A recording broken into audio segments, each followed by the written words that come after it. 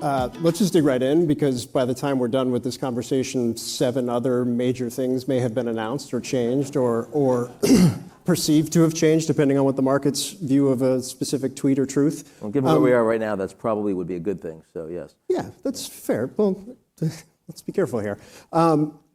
Your team puts together top risks at the start of each year, the annual top risks, and your 2025 version, I was rereading it over the weekend, and was struck by, 1, how ominous it was, 2, how prescient it was on so many levels.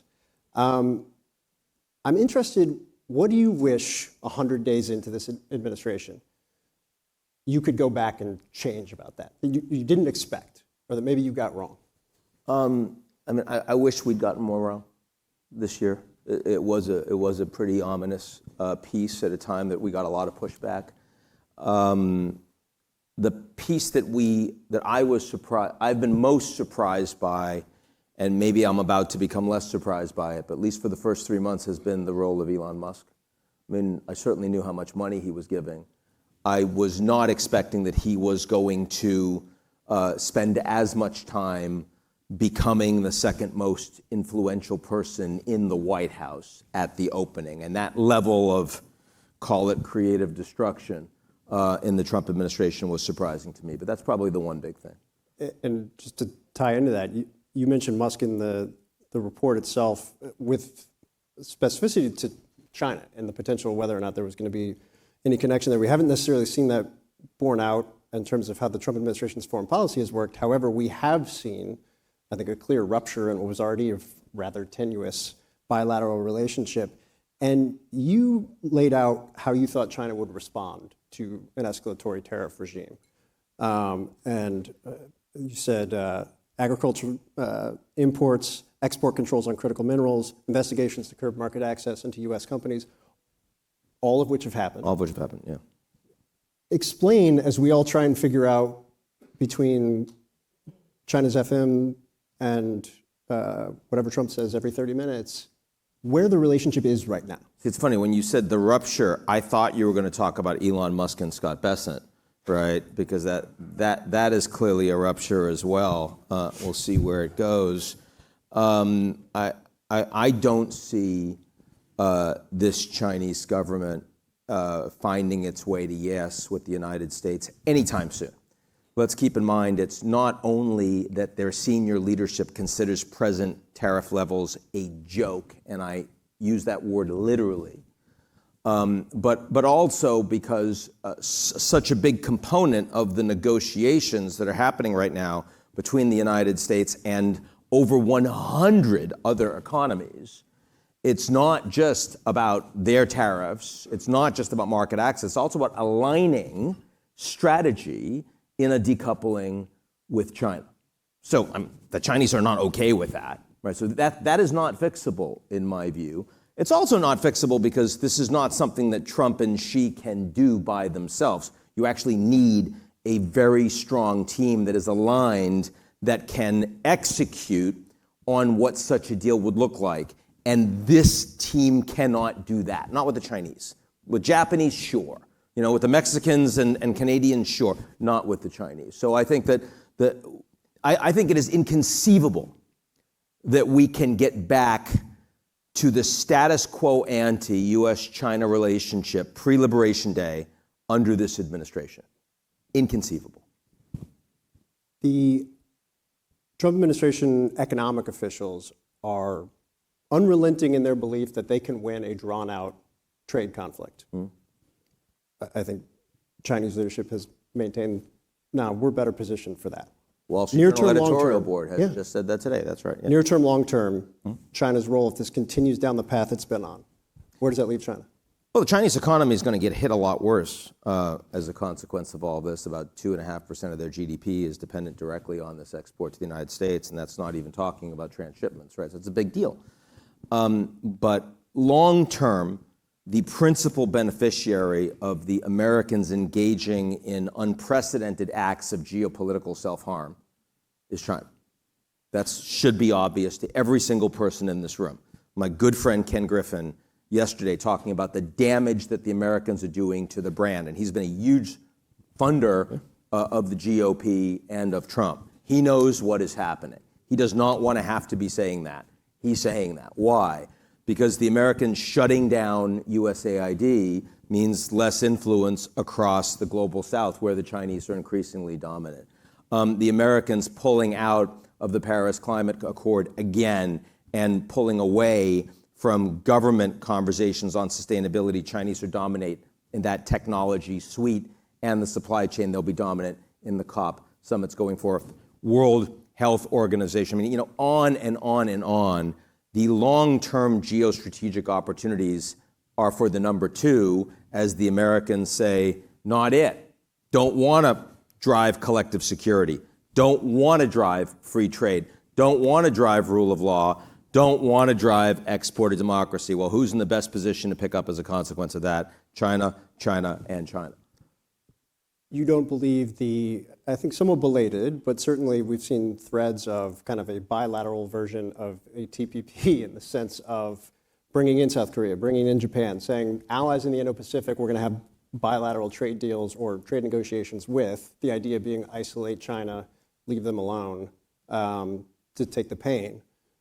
That won't have the effect in terms of the alliances. Very plausible strategy if that's what you're trying to do. But if you want to do that, then you don't pick fights with your best allies simultaneously with China and your judiciary and your legislative process and your law firms and your universities and everyone else you can point to. I mean, look, for Trump to be successful, right, it's not just that he needs to overrun checks and balances on the presidency, domestically and internationally. He also has to be the effective apex predator.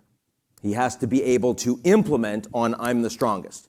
And he's doing a pretty good job in, sort of ignoring USMCA. He's doing a pretty good job in, ignoring a ruling of the Supreme Court, right? When a good job, I use that term advisedly. He's being effective at it. Point is, he's not doing a good job at getting the outcomes he wants in picking fights with everyone simultaneously.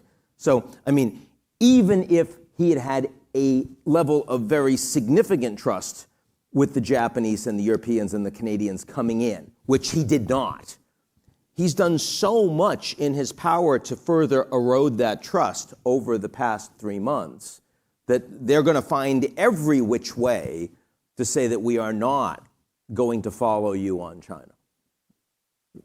I could do this for about 2 hours with you, but I think one of the fights picked, sort of, depending on the day, is Ukraine, Russia, where this is going to go going forward. Yeah. Kind of an ultimatum laid down. Maybe the U.S. is just going to walk away.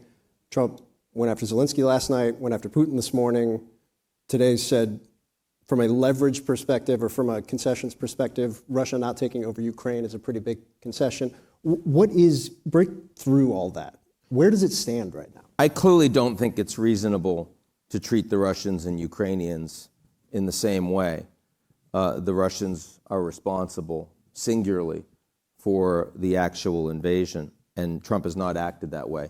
But I also recognize that Trump's willingness to use real pressure on the Ukrainians when he suspended intelligence and defense aid, did make the Ukrainians take him seriously, not just on the critical minerals deal, but also in accepting a ceasefire without conditions, which Biden could have done and did not. I give Trump full marks for that.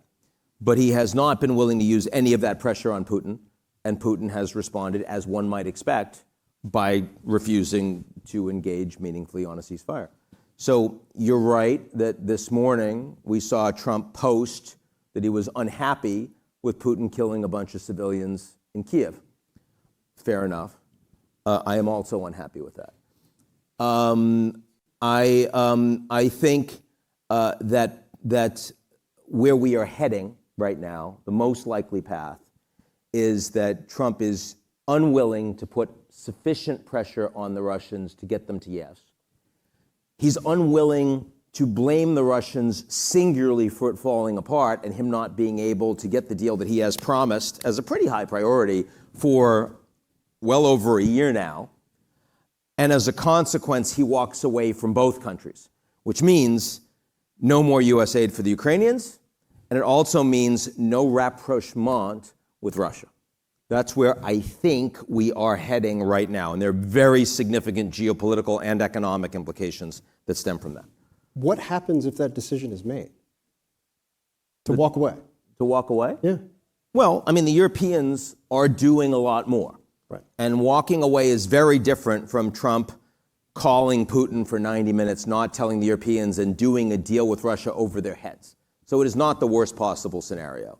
It is one where Trump will feel like, look, this is a European problem. Europeans are going to have to solve it. I tried. They're both idiots. I'm not going to do it. In the near term, Europe will provide an awful lot of support for Ukraine. And will that support be adequate to allow the Ukrainians to continue to defend their front lines? That is a very important question. Will the Europeans be able to stand up security guarantees that will deter the Russians from going after all of Ukraine and from removing this Zelensky administration, which continues to be an active priority of Putin? That is an open question. Will the EU be able to hold together in support of Ukraine when they are not acting in contradiction to the Americans, but they're doing it almost completely by themselves? What we've seen from incoming Chancellor Merz in Germany sounds really good on that front. They are the largest, they are the wealthiest, they have the most fiscal space. Is that going to work? Will other countries align with it? Will the EU hold together? And for how long? These are all things we're going to get to find out over the coming couple of years. One of the things that I always love about talking to you is, and I don't mean this in a way to underplay your expertise, you're kind of like a reporter, but your sources are better than all of ours. You are constantly in conversation with global leaders, with CEOs, with all of the players that matter across really the globe. And I wanted to see in the last 4 minutes we got left, we kind of globetrot, region by region, right, in this moment at 100 days in this administration, where things stand geopolitically, and starting with Europe. Okay.